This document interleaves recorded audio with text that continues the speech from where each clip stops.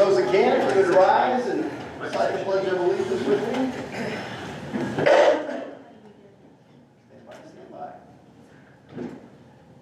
I pledge Allegiance to the flag of the United States of America and to the republic for which it stands, one nation, under God, indivisible, with liberty and justice for all. Thank you.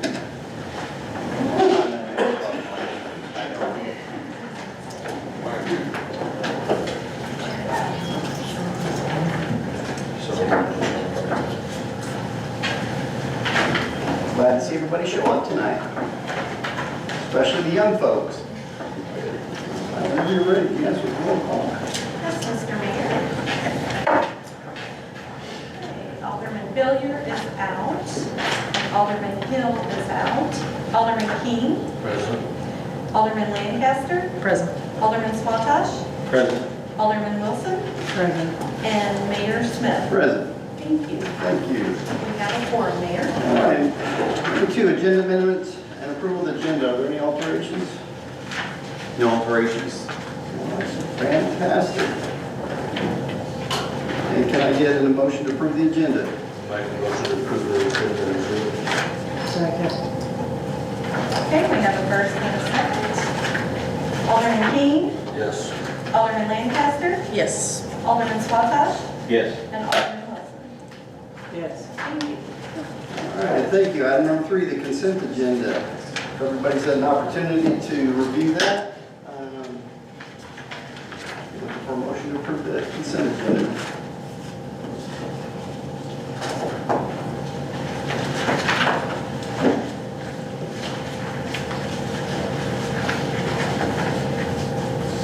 Make a motion to approve the consent agenda.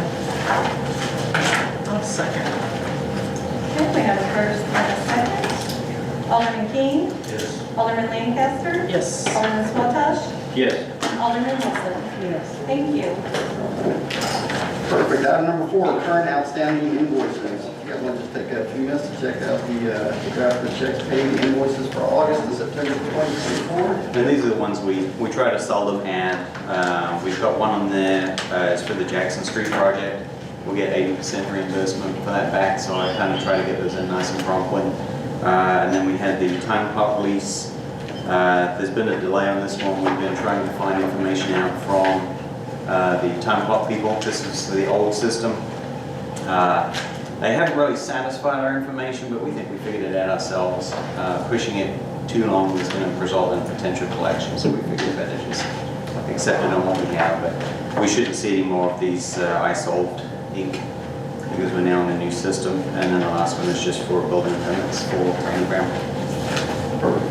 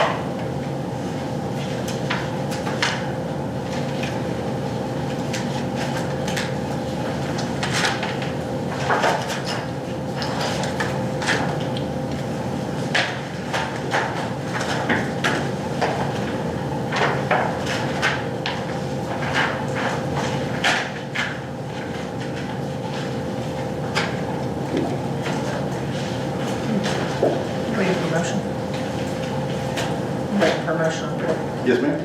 I'll make a motion that we accept the outstanding invoices and checks paid for August and September. I'll second that. Okay, we have a first and a second. Alderman King. Yes. Alderman Lancaster. Yes. Alderman Swatosh. Yes. And Alderman Wilson. Yes. Thank you. Thank you. Item number 5, citizen input. Is there anybody that would like to step forth and speak and discuss any issues or problems or?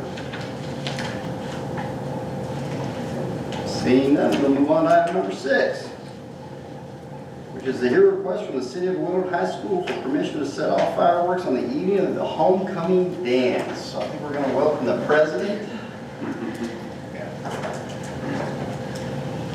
All I'll introduce them. I'm the assistant director of SGA. Our head director, Jeffrey Arnold, is a football coach, and they have a game tonight, so he couldn't be here. But basically, we are looking for a way. Our theme for homecoming this year is USA after the Olympics, and just trying to do things to unify our school. And you know, when there's a political election coming, sometimes things become more divided. And so we're just trying to do everything we can to unite our school. And so they have several great ideas. This is one of several that they're working to implement. And so up first here is our president, Jackson Phipps. He's the student body president. And so I don't know if there's a way to screencast or do anything, but he does have a thing. So Should be able to do if you want me this. to, I can just hold it and then he can Okay. click it. So, Okay. kind of as Coach McGee was just talking about, our theme for this year is Party in the USA, and we don't want this to be a dividing factor with an election year, of course, and that's why we're trying to focus more on Olympic and being a more unifying experience. We think that fireworks would be a great fit as kind of a way to end off, of course, the Olympics and, of course, our homecoming dance, and that'll kind of just be that night of. And yeah. Hi guys, I'm Kennedy. I am Vice President of Student Government.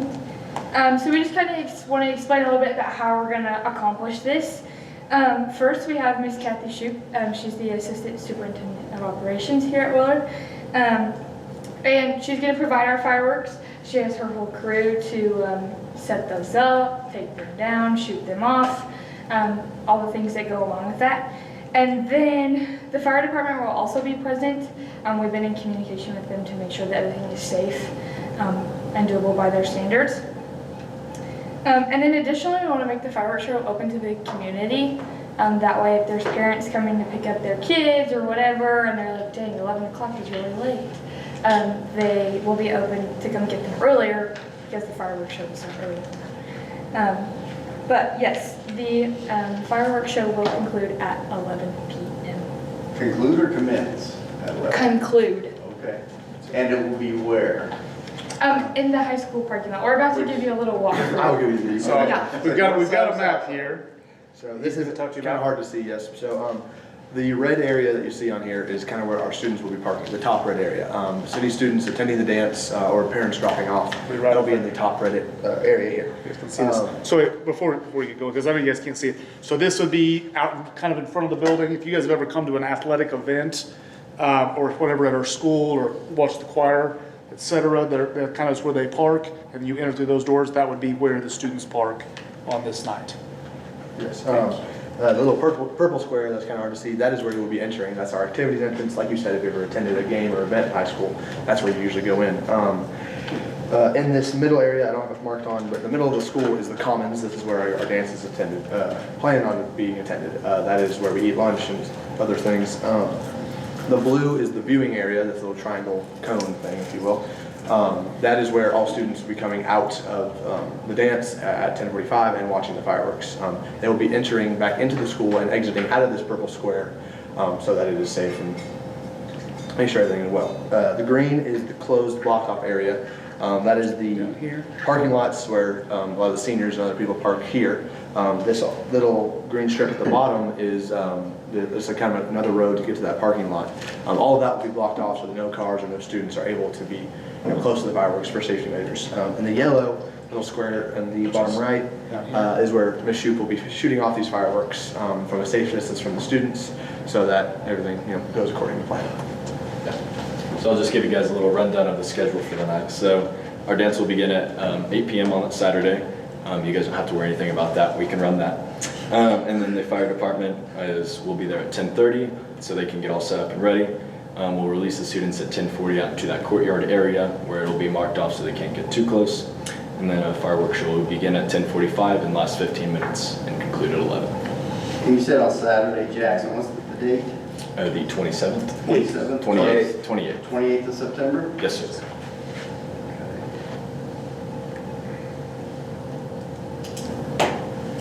That's all that we have. Okay. Are there any questions that any of y'all? Sure. Always got to have some questions. Keep you guys on the hot seat for a little while. So if the board were to approve your request, what measures would you guys take to notify the neighborhood of this? Because that would be important.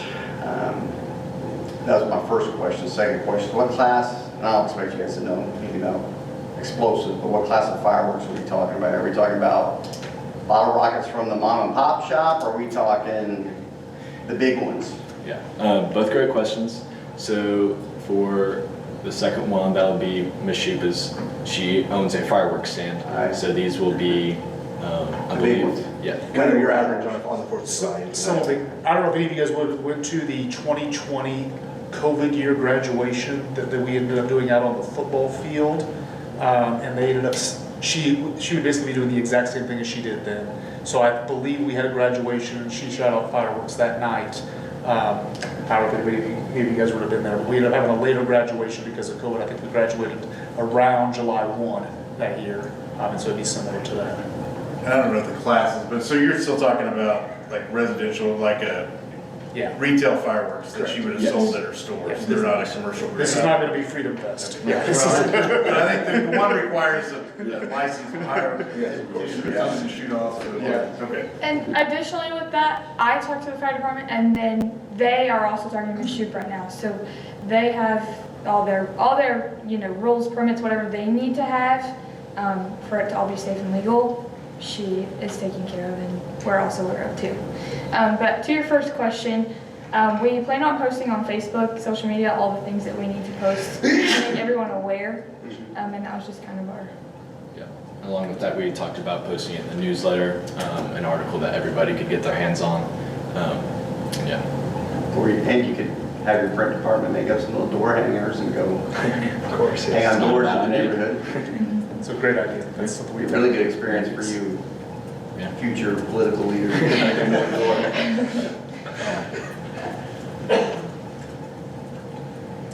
Any other questions? Gordon, what do you guys? Lynn, do you see any conflicts for the police department? I don't see anything. But it might be a good idea to go ahead and contact the chief, get him in on this as well, so he knows what's going on, just in case we get any phone calls. So we won't be surprised. One thing I would add is, if you remember, we had a recent request from another individual wanting to have an exception to the fireworks rule. It prompted a community survey. About 70% of the people who responded didn't want to see any changes, and they thought what we had was appropriate.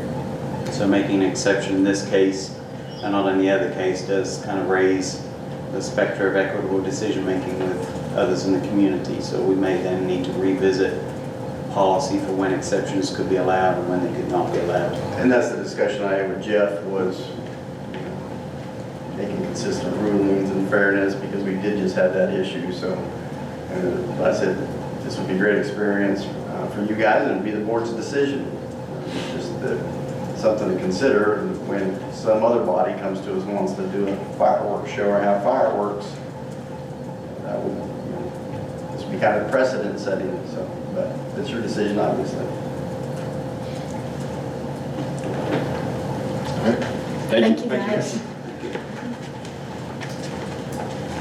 So if you guys don't have any other questions, we get a motion either way. I motion to approve the request for the fireworks display for 15 minutes for their homecoming. Okay, we have a first and a second. Alderman King, Yes. Alderman Lancaster, Yes. and Alderman Swatash, Yes. and Alderman Wilson. Yes. Thank you. Congratulations, guys. Thank you. So I can sit on my front porch and I can watch them. Actually, I'll probably be in the big parking lot picking up my daughter anyway, so I can just watch them. I still got them going off at my house. Oh, the neighbors are still shooting them up, huh? Yeah, yeah. You must live close to me. Yeah, we've had quite a few big booms lately. Okay. Well, thank you guys very much. You did a fantastic job. You prepared well, and you have got a favorable outcome. So congratulations, and good for you. All right. So we're moving on to item number 7. A proclamation recognizes Sam Baird for 9 years of service as an alderman and mayor.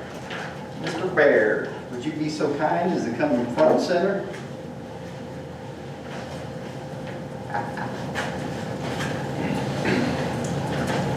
Yes, sir. So, as you well know, more so than all of us up here, that this can be a very difficult and trying position to hold. Sometimes you make unpopular decisions. Oftentimes you miss family events and have to take time away from your families and sacrifice a lot personally. And you did it for almost 9 years, which is an extensive amount of time. So we thought that it'd be appropriate to call you forth and proceed with the proclamation. So if you just stand at the ready and I'll read this proclamation. Right on. All right. This is the proclamation from the City of Willard recognizing Sam Baird for 9 years of dedicated service on the Board of Aldermen and as mayor. Whereas Sam Baird has faithfully served the City of Willard and its citizens with distinction for 9 years, both as a member of the Board of Aldermen and as mayor. And whereas during his tenure, Sam Baird has demonstrated exemplary leadership, integrity, and a deep commitment to the betterment of our community. And whereas his vision and dedication have been instrumental in guiding the City of Willard through significant challenges and changes, ensuring that the needs and interests of the citizens have always been prioritized. And whereas Sam Baird's contributions to the City of Willard have not only improved the quality of life for its residents, but have also set a strong foundation for future progress. And whereas the City of Willard, its Board of Aldermen, and its citizens owe a debt of gratitude to Sam Baird for his unwavering dedication and support. Now therefore, I, Troy Smith, Mayor of the City of Willard, on behalf of the Board of Aldermen and the entire community, do hereby recognize and extend our deepest appreciation to Sam Baird for his 9 years of outstanding service to the City of Willard. Be it further resolved, the City of Willard express its heartfelt thanks and best wishes to Sam Baird for continued success in all your future endeavors.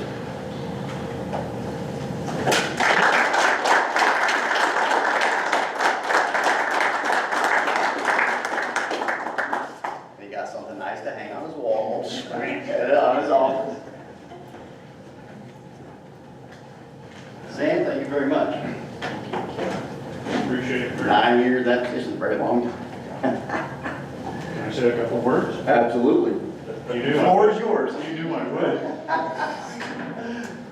No, seriously, of all the awards I've ever received, this is by far the most recent.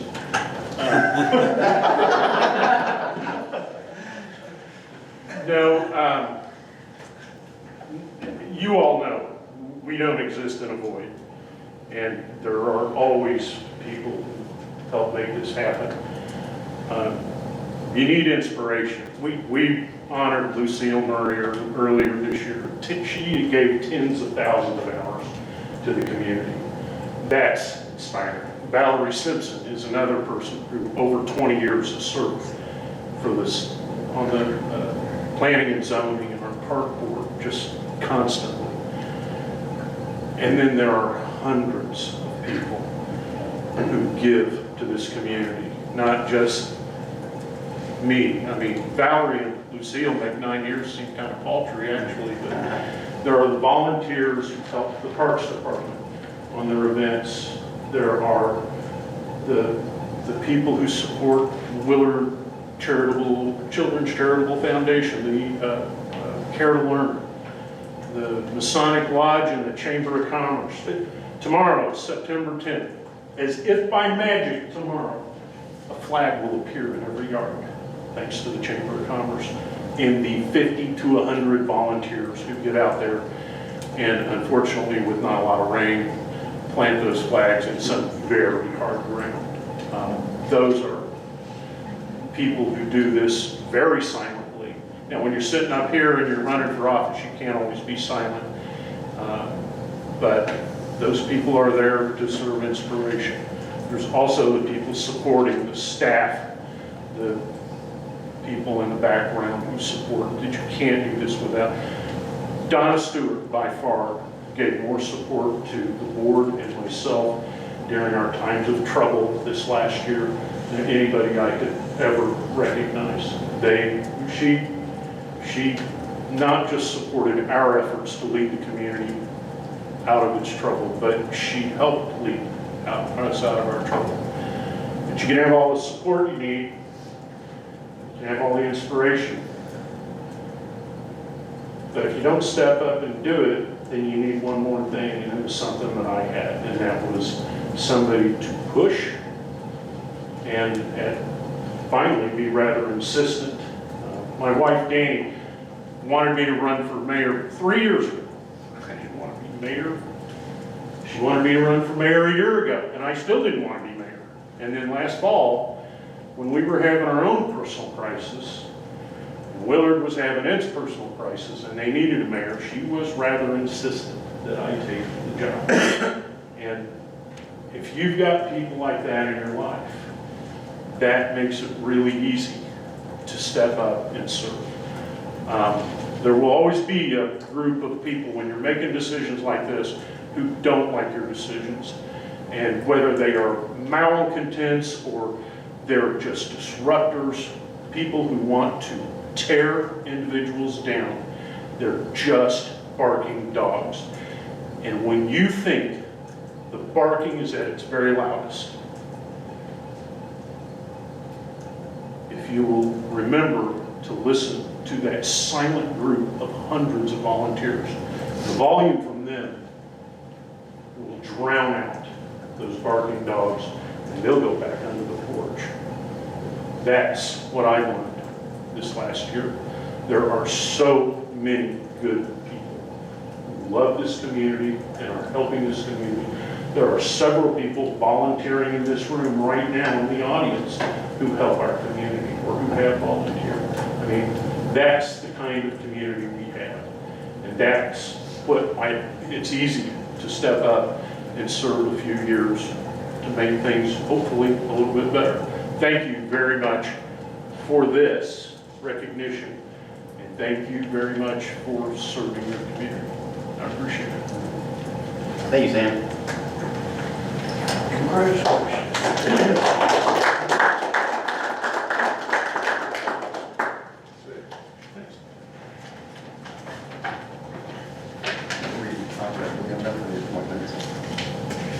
Yeah, we used to have, because we had some abstaining. Okay, that's what it was. Yeah. All right, number 8, approve appointments and reappointments to the Planning and Zoning Commission Board of Bernice Coleman and Jeff Wand. Anything you can say, Mike, or we just need to vote on it again now that Well, I mean, other than, don't try to find magical section number 8 because only the special people get, the planning commission is a magical place and only certain people get to see those applications. But Bernice Coleman and Jeff Lamontia have both served on the planning commission and they're both very well versed. They're key players and we're very grateful for them wanting to step back up and ask for a revote from the Board of Aldermen. So I would wholeheartedly, support both of them. We would love to have them back. They're key players on the planning commission. we need a motion. I'll make a motion that we approve the Planning and Zoning Commission Board of Bernice Coleman and Jeff Lamontia. Lamontia? Yeah. I'll second that. Okay, we have a first and a second. Alderman Keane, Yes. Alderman Lancaster, Yes. Alderman Swatosh, Yes. and Alderman Wilson. Yes. Thank you. Real quick, Mayor, on appointments to the planning commission, we would love to keep David forever. But I don't know, is his a 1 year, according to our code, is it a 1 year for the alderman? And they need to be Janice says yes. so maybe we need to look at that and see what, we need to do to address that so we're current on all of our appointments, so. So are you saying, should we just extend the time from 1 to 2 years or just do it every year? Oh, we just need to re-up every year, just so we stay current with I our suspect code. doing it year to year is to time with elections. The elections, 2 year period? Okay. So is everything current now? No, he's been serving a year, so he would need to either accept a renomination or we need another representative from the Board of Aldermen. Okay. So we'll talk about that for, get that on the agenda for the next meeting. That sounds perfect, thank you. Anything else? Nope. All right. Number 9, ordinance for accepting the proposal by Arrow for high-speed internet, VoIP phone service, and for Starlink Services LLC to be used as a backup for phone and internet service for the City of Willard apartment buildings, and authorizing the mayor to execute all necessary documents on behalf of the City of Willard. You don't want to do this? Okay, some of the things that we were concerned about, part of it was the term, and they did put the term on the new pricing that shows the 36 months. So the price will hold for 36 months on that. They did give us a second addendum, and our attorney has looked at it, and my understanding has approved everything. Yep. So for changing that, and it's on the second addendum. So everything other than that is the same as far as the prices. So there's no other changes. It's just the contract which changes were made. So I recommend that we go forward. Are there any questions? With the comfort of the attorney and the pricing, it looks, I have no additional guidance to add. It looks like a favorable product. Okay. If there are no other questions, Janice, can we have the reading? Sure. Ordinance accepting the proposal by Arrow for high-speed internet, VoIP phone service, and for Starlink Services LLC to be used as a backup to provide phone and internet services for the City of Willard apartment buildings, and authorizing the mayor to execute all necessary documents on behalf of the City of Willard. Make a motion to approve the ordinance as read. Second. We have a first and a second. Alderman King, Yes. Alderman Lancaster, Yes. Alderman Swatash, Yes. and Alderman Wilson. Yes. Thank you. All right, item number 10, proposal to enter into an agreement with Safe Slide Restoration for the repair of the Aquatic Center slide. Jason? Thank you, Mayor. Did the kids get too rambunctious on the slide and break it, or? Well, I think most of it is just age and deferred maintenance. There is one critical bit you can see in the proposal from Safe Slide. The top of the slide, on the blue slide, there is a crack in the fiberglass where that slide bolts to the slide landing. You can see it in the pictures at the bottom of option B. So that crack there is positioned to where it is supporting some of the weight. As the kids enter the slide, they grab a hold of the top of the slide and swing themselves in. That is the critical part that needs repaired. In the picture adjacent to that, you can see some of the outside paint is beginning to peel off on that blue slide. So after speaking with the folks over at Safe Slide, the paint on the outside is not as critical as the fiberglass repair and then the sealing of the slide actual flume.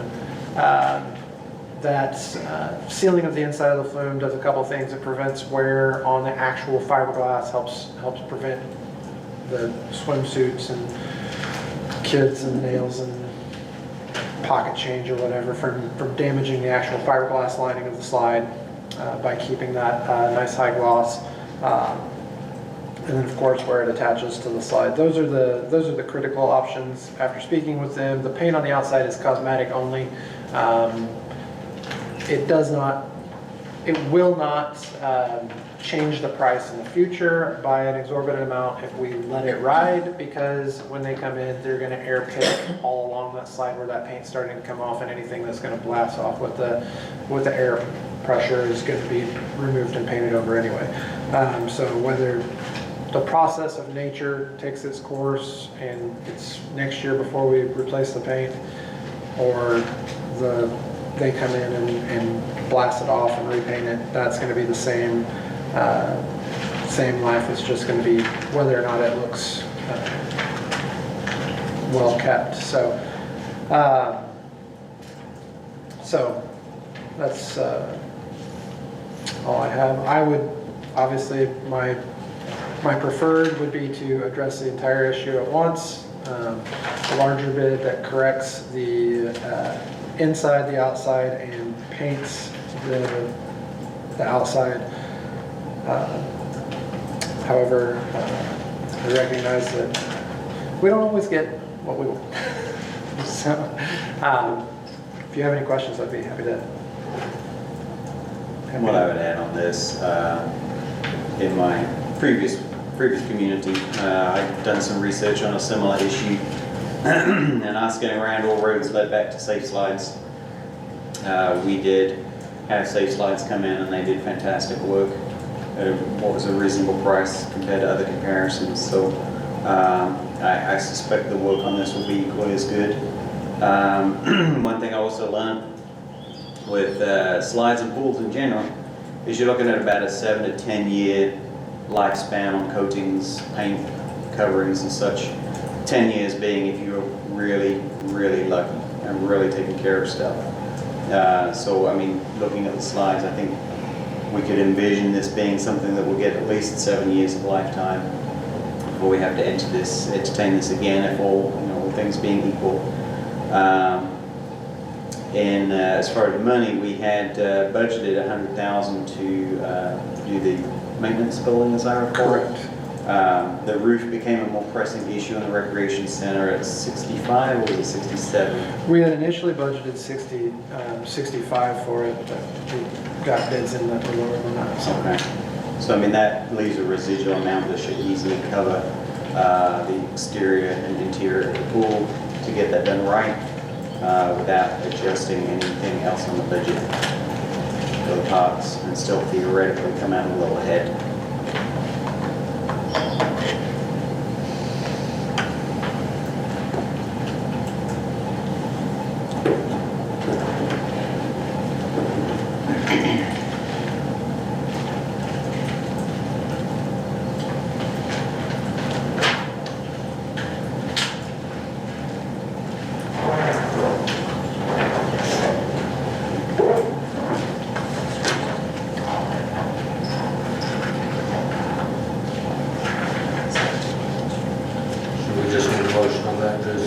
That's correct.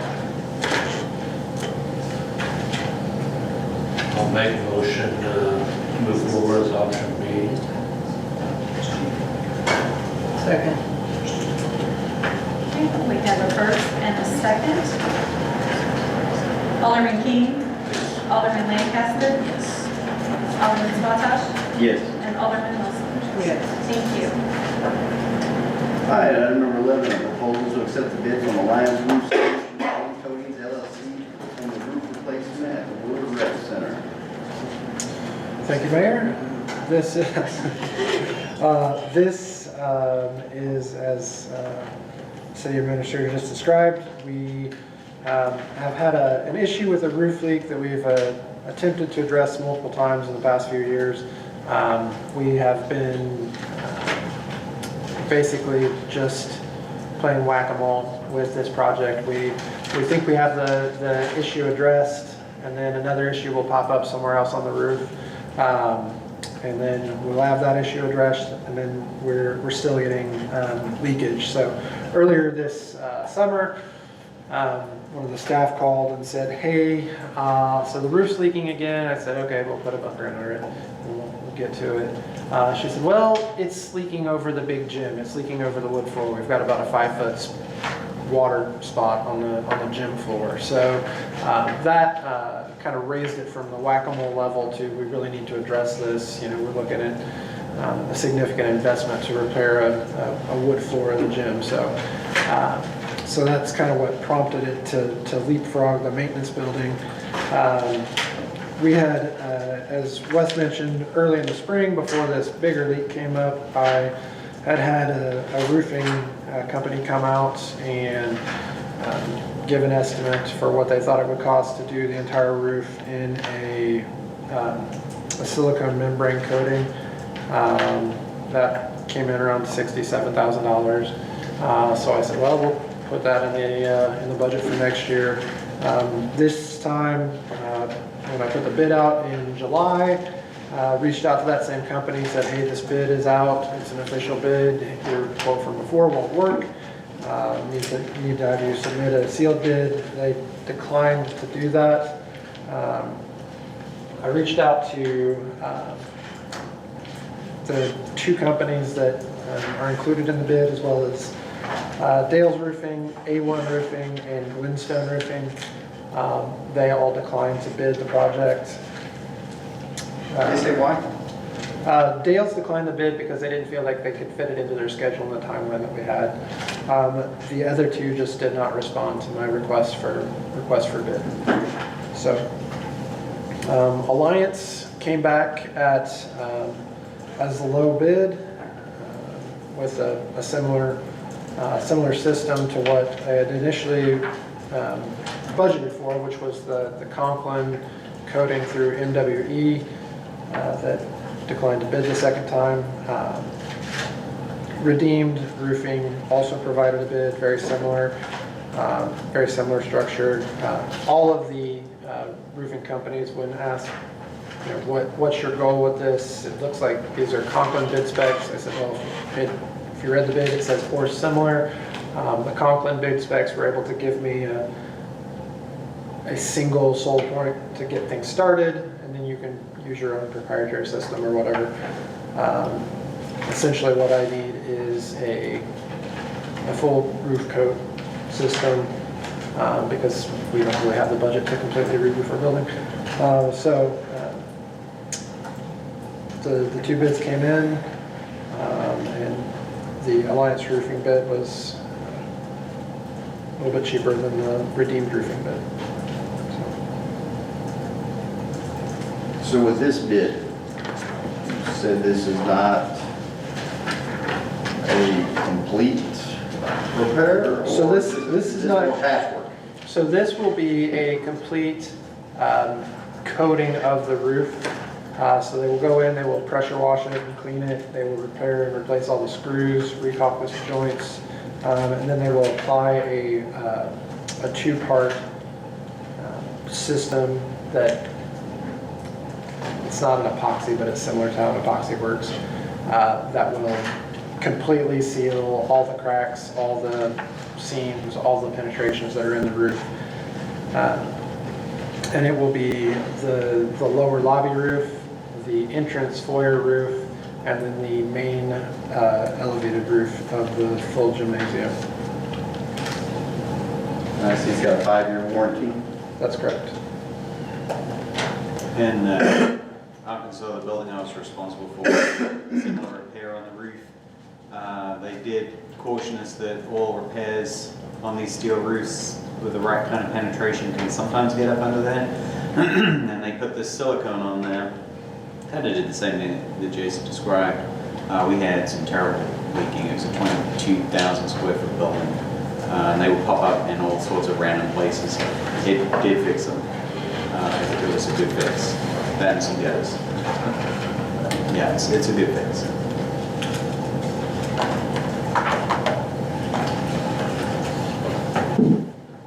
So is it the whole roof or not the whole roof? It is the whole roof. Okay. Because that's what I thought, what I had looked at. Whole roof.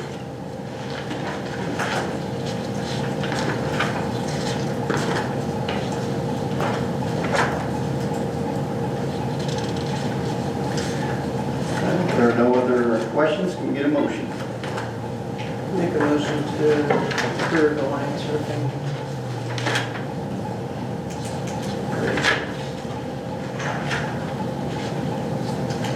Second. Okay, we have a first and a second. Alderman King, Yes. Alderman Lancaster, Yes. Alderman Swatosh, I abstain. and Alderman Wilson. Yes. Okay, item number 12. Proposal to accept the bid from Blevins Asphalt Construction Company of Mount Vernon, Missouri for the milling and overlay of the Jackson Street.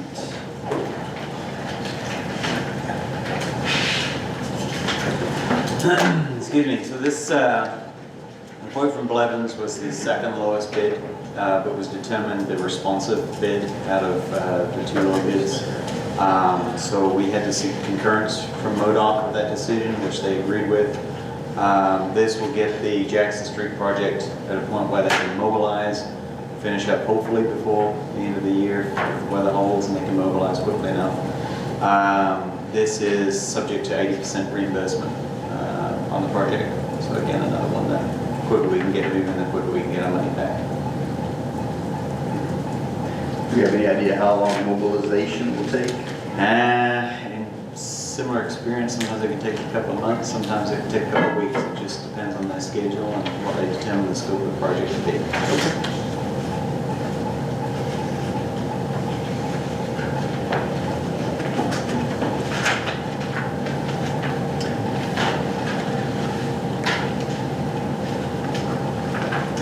No other questions, can we get a motion? Make a motion that we accept the contract with Blevins for the Jackson Street overlay. Okay, we have a first and a second. Alderman King? Yes. Alderman Lancaster? Yes. Alderman Swataj? Yes. And Alderman Wilson? Yes. Thank you. All right, item number 13, review of water and sewer rate analysis report for consideration of setting a date for the public hearing. This is the one that always fills everyone with dread. I know as a city, Willard has made some efforts to shore up the utility rates in recent years. I haven't really dug too deeply into that. Having an analyst go over it, I think was a very good idea. It makes the effort more targeted instead of shots in the dark potential, especially if they don't receive the results that you anticipate. They can be reviewed poorly every time. The analyst has taken into consideration the needs to make our reserves stronger, to take care of the unexpected.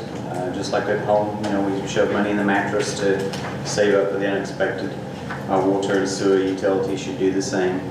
And then he's also taken into account of the capital improvement plans that we have in place to fix towers, replace equipment and build capacity. He did review the capacity fees that Cochran took care of and that Mike presented a couple of weeks ago. He said they were very similar to his estimates, so he suggested we stick with the Cochran and not change those. However, for the rates, he has said that he recommends a 35.3% increase in water revenue, some of which will be captured by those capacity fees. He's also recommended a 29.6% increase in revenue on sewer, again, some of which will be captured by capacity fees. He's also structured the rate to adjust the, I would call it maybe level of subsidization that out-of-county customers receive. Typically, a rate structure is balanced such that water and sewer is more expensive to take out of city limits because of requiring easements and just the fact that it's a long way away from where we're at. So he has rebalanced it in a way that out-of-county customers will pay a little higher rate than, well, a lot higher rate in this case than in-city customers. Sorry, I'm saying county, I'm in city. So a typical 1,000 gallon user may not see any increase in that bill in the city. Someone out of the city would see about a 50% increase potentially. If they go over the 1,000. Yeah. So he's structured in a way, and I don't want to go too far into the weeds because he's willing to come in, present to the board during a public hearing so that people can actually ask questions and he can give it in a more detailed way. But I like to use analogies for stuff like this because most regular people, heck, some of us that even work for the city, don't really grasp the concept of the infrastructure necessarily. You don't see it, you flush your toilet, it goes away, you turn on the tap, you get a drink, life is good. So the way I usually analyze this is, if you think of buying a car, and it doesn't necessarily have to be a new car, it could be an old car, a year-old car. They have problems, you fix them, change the oil, You know, and life is good, you keep running. 5, 10 years down the road, you're changing the oil a lot more, there's a few more problems, check to the mechanic, they shake their head, they fix a few things, change the alternator, change the belts, change the tires. The longer you go, eventually you come to the point where that mechanic shakes his head at you and says it's going to cost a lot of money to fix this thing, and you decide it's time to buy a new car. The prevailing opinion is we're not at the point of needing to buy a new car. But we do need to be saving and putting money aside and making investment in infrastructure, which we don't do as much as we could by not changing the rates as we need to. When you artificially keep the rates low, you're doing it at the expense of deferring maintenance. You're not really being healthy with that. If we then start having to make a choice between deferring more maintenance when it becomes a critical issue or going into debt to fix it, you risk potentially making your enterprise fund insolvent, and then you have to sell it. A similar example that you can look at where a utility was sold would be Bolivar, and after Liberty acquired it, they raised the rates by 142%. While people only know the bills that they know, the affordability index for Willard is 0.4. The state average is 1. So while people may not like the rate increase, after the rate increase, Carl estimated it would be about 0.44. So still very affordable. The other challenge that you run into if we run into issues with our system, because of our affordability index, most likely we wouldn't qualify for the grants to waive any of the costs of the project because our rates are so low. So it's something to keep in mind. We are going to have to stash enough away to take care of projects. Otherwise things start to break and big things get very expensive very quickly. So that's kind of what he's attempted to capture. With his proposed plan, it does allow the water fund to take care of the sewer fund for a little while, which will dip below its reserves, basically meaning it's insolvent for a time. But it can be funded by the water department as it builds its reserves back up. We also anticipate that as we fix capacity issues, we start spending less money sending sewage to Springfield to treat our rainwater. That some of that will become more revenue generating, and we'll see some additional savings there that we can put into the infrastructure and hopefully prevent future steeper increases. What we're experiencing here is the rate shock of not addressing this timely and accurately in the past. My suggestion is the board considers this in a public hearing. We consider the mechanic of adding an automatic regular increase that we discuss with the public each year based on what our expected costs are for the following year and we've experienced in the previous year, rather than eating that 2%, which after every year you've eaten another 2%, and 4, 10, 20. It creates a stair-step pricing structure, which results in more rate shock for the customer, and that usually means more unhappy people. So I think once we get this done as a city, we should commit to doing it in a manner that is gentle, predictable, and transparent, and then we shouldn't have as much shock in the future. But Carl will be available. I don't necessarily recommend we do this at the next meeting. However, with my schedule of being home leave, I guess, with my mom, and then Carl, he's out from October the 10th to October the 20th. It could potentially delay this a little further. It does allow customers to have a bit more notice. But his recommendation is we proceed with this as soon as possible to increase our revenues as soon as possible to build our reserves to start tackling projects. So before he leaves, Before both of us leave would be September 23rd. September what? 23rd, the very next board meeting.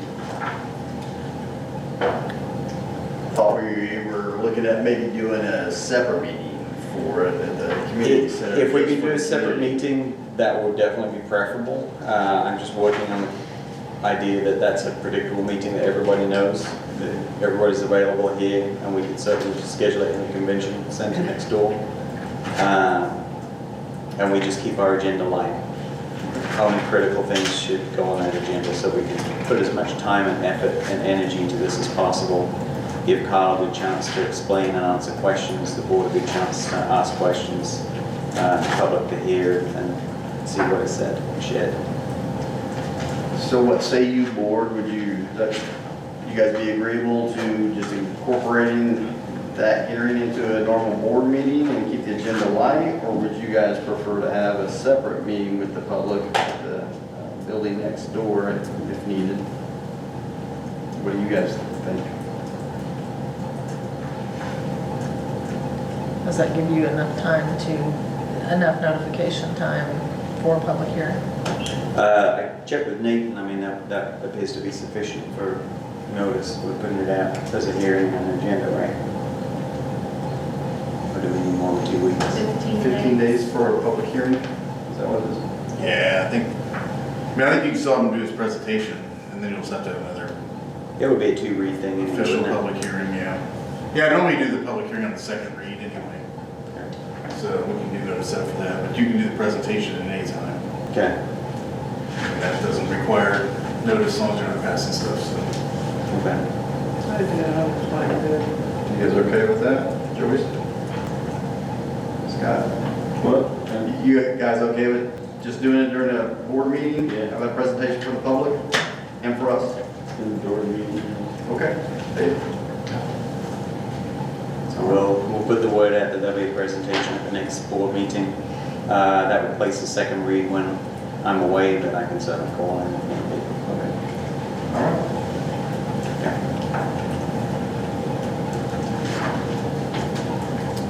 Sounds good.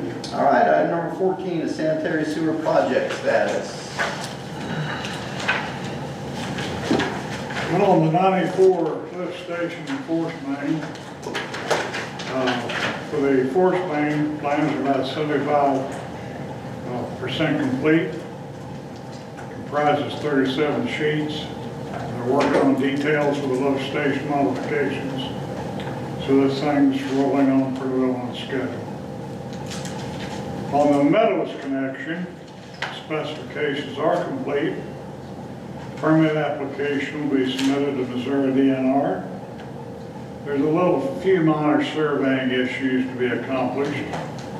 We've also got to make a permit application to the Army Corps of Engineers, an application to Greene County Environmental Resources, and then a written comment from the City of Springfield to finalize the connection, the agreement to connect. And easements for legal descriptions are being drafted. So Meadows is getting closer to a complete design package. 94, we're 75% on the pot line. And they've got the improvements to the lift station to accomplish. And that's simply a third pump manifold, river frequency drive, just going from 2 pumps to 3. So things are moving along. Good, thank you. All right, item number 15, city administrator. So we've got the website rebuild in progress. We had the kickoff meeting last week going over the functionality of the site. And as a reminder, this does include some of those PIO functions, so we kind of got to see how that will look, and it looks pretty interesting. That will push out to Facebook, Twitter, and Instagram. So the city now has an Instagram handle, but don't anybody get excited. There's nothing yet. But it'll give us a way to get the word out to more networks that people use. I would urge anybody in the community, anybody listening, if they have anything they would like us to accomplish with the new site, please feel free to submit comments for consideration. It's better to handle those on the front end than when we've already finished it. Now we get a really good idea we'd like to try and run with. The agenda software is also going. It's in tandem with the website. We've submitted current templates for inclusion in the project for parks, Board of Adjustment, Board of Aldermen, and the Planning and Zoning. Modernization efforts, training the tablet, save a few trees, save having a binder that you can't quite turn the pages in. Seems to be working so far, so good. The battery's at 91%, it's been on the whole time, so I'd say that test is a good one. Janice is prepared the agenda on here with bookmarks, so as we refer to different pages, we're all on the same page. We can click through pretty swiftly, find what we're looking at, and it won't preclude the fact that you'll get emailed one, and you'll have a page on your desk with the agenda and a notepad and a pen if you want to take notes or anything as well. But we're trying to kind of do away with some of this, and then it's going to work nicely in tandem with the new agenda software as we put everything together. So that seems to be going well. I'm trying to build a little tool for the new website. Of course, one of the things I told the board about, I kind of look for little niche products that I can do. A lot of cities use See, Click, Go and things like that, which are very expensive. I believe I can build one for the cost of a couple of hours of my work to allow the community to let us know where they see things out there, potholes, lights that are out, leaks. Although I hope they call those in so we get the word a little quicker. But it just gives an opportunity to hear from the citizens directly about issues and concerns out there, so we can look into them, trying to incorporate that into our new website if I can build it quickly enough. Jackson Park lights. This was raised a little while ago, a couple of days ago, by a lady who's been walking at night because it's cooler. I guess it's been an ongoing thing with the lights being out there, so we're trying to run down whose responsibility it is to replace them.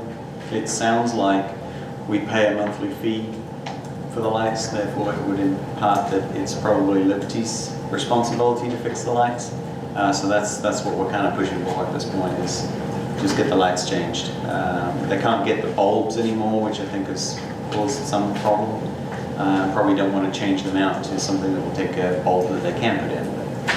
So we're working on that, and hopefully we'll see some light for the cool months, so people can still enjoy the park when the sun goes down at 4 o'clock. Special election, just want to give you an update that there's no real update on that. They are doing the final cost accounting this week, is what they told me. So hopefully by the next meeting I should be able to give you an update on what that special election cost and any refund that we may or may not be due. So that's my updates for this week. Thank you. Item number 16, any new business? I have a question that I had a couple of constituents ask me about on the utility survey that you're wanting people to complete. The year of their house is newer than the date listed, so do they need to comply with that still? Yeah, anybody who gets that survey, if we can go ahead and get a response from them, regardless of the age of their house, it will be beneficial. We have to track all that in the database that DNR is going to potentially be looking at every year. The more folks report back, the less we have to look at, and the more we have to look at, it being a little intrusive. We don't want to do that, and I'm sure they don't want us to do that either. The ultimate goal here is to locate where there are any lead service lines. Of course, everybody knows about cities like Flint, Michigan, where there's a lot of lead in there. A lot of people got sick, and it became a problem. So most states around the country have created some kind of rule, I think based out of the EPA standard, that by October we should have some kind of accounting for where all the lead is, if any, in our system. And then I had an older gentleman that, I didn't read it this way, but his question was, they're gonna bill me if I don't find out what kind of pipes I have, and he wasn't sure about how to find out what kind of pipes he had, and I'm like, I don't read it that way, but I'll ask. No, all we want to know is if anybody has lead in there. It's sometimes just a case of looking at if you've got a basement, it's a lot easier. If you've got a crawl space, you can maybe peer in there and see if you can catch it with a flashlight. If they just can't find it, they just can't find it, and we'll just have to look. We're trying to look on the meter side to say being too intrusive, and they kind of hose a little bit down on either side of the meter pit to see if we can figure out what's going off there. The problem with that is it doesn't necessarily tell us what goes into the house. Sometimes a plumber can go in, there can be a lead service line, and then a plumber's gone in there in the last 20 years, changed some stuff out. Maybe they've got a brass fitting for the main. We can't see that it goes from lead to brass necessarily, or brass to lead, or PVC to lead. We don't know what's where. So the fact that they can see in that crawl space in their basement can help us out tremendously. But no, there's no penalties. If anything, you guys have approved us giving up to $100 on a bill credit for some folks who complete a survey. If we can get enough to do a random draw, it'll make things more interesting. So potentially they could save a little bit of money on one of their bills.